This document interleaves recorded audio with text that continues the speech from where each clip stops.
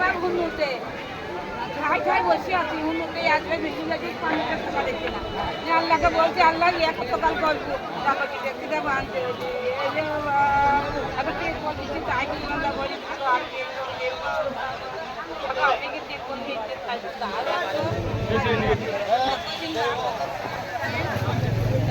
কাটি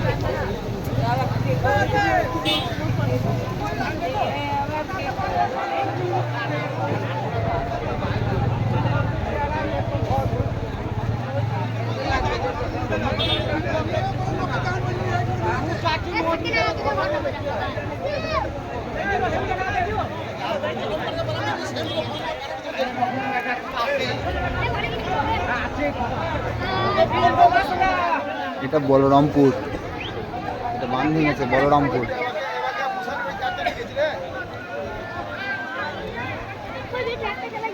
বানের জলে বন্যা হয়ে গেছে।